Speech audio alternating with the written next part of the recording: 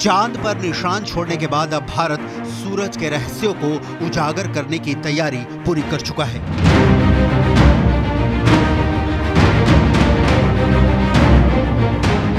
आज का सूरज खुद सूरज के लिए एक नया अध्याय जोड़ने वाला है। ऐसा अध्याय जिसमें सूरज से जुड़े सैकड़ों रहस्यों का पर्दाफाश होगा।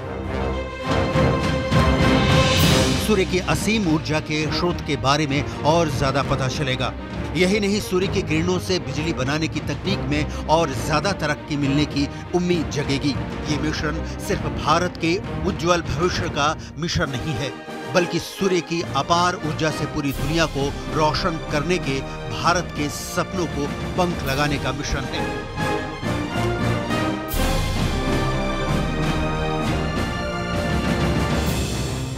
भारत में सूरज और चांद को देवताओं का दर्जा प्राप्त है। इसीलिए ये मिशन चंद्रयान की तरह मिशन आदित्य L1 की लॉन्चिंग से पहले इसरो के चेयरमैन एस सोमनाथ अपनी टीम के साथ तिरुपति के चेंगलम्मा परमेश्वरी मंदिर पहुंचकर पूजा अर्चना की।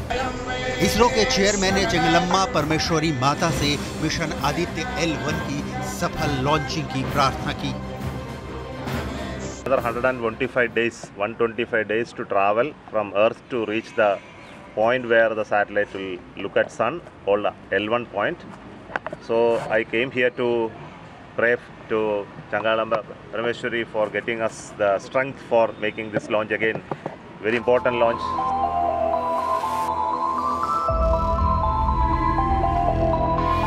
तो आप भी इस इतिहास का साक्षी बनने के लिए तैयार हो जाइए, क्योंकि इसरो का पहला सूर्य मिशन लॉन्च के लिए तैयार है। रॉकेट PSLV C-57 तैयार है, सैटेलाइट तैयार है, लॉन्च के लिए रिहर्सल भी किया जा चुका है। अब इसरो के वैज्ञानिकों को उस वक्त का इंतजार है जब घड़ी की सुई 11:50 का इशारा करेगी। तब भारत का ताकतवर PSLV रॉकेट आदित्य L1 को लेकर सूरज की ओर निकल पड़ेगा।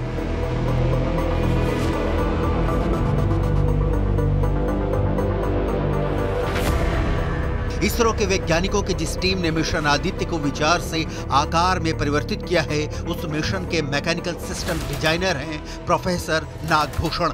इनकी देखरेख में ही इस मिशन की सिस्टम इंजीनियरिंग की गई है। एक वैज्ञानिक की भाषा में मिशन आदित्य L1 में लगा कौन सा पेलोड क्या काम करेगा, वो सुनिए जरा। This is called Visible Line Solar Coronagraph, abbreviated as VELC.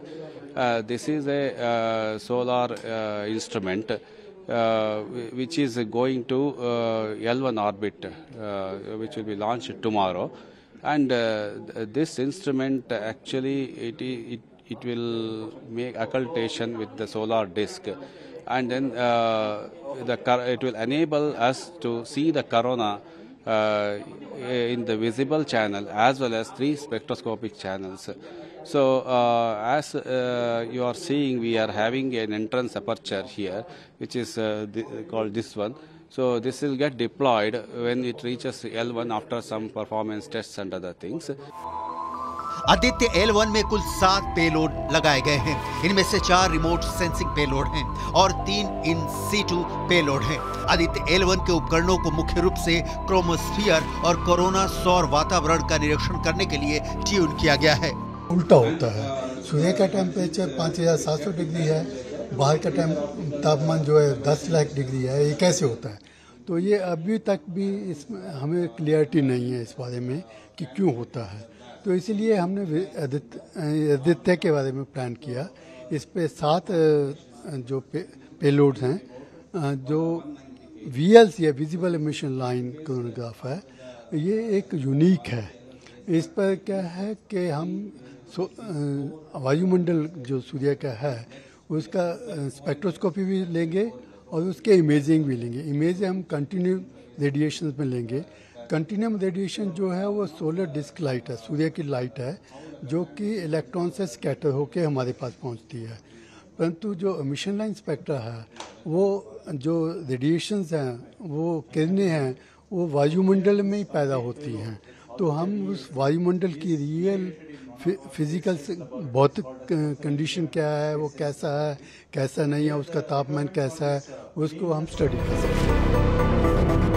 ISRO का मिशन आदित्य L1 सूर्य की जटिल प्रक्रिया को समझने में मदद करेगा।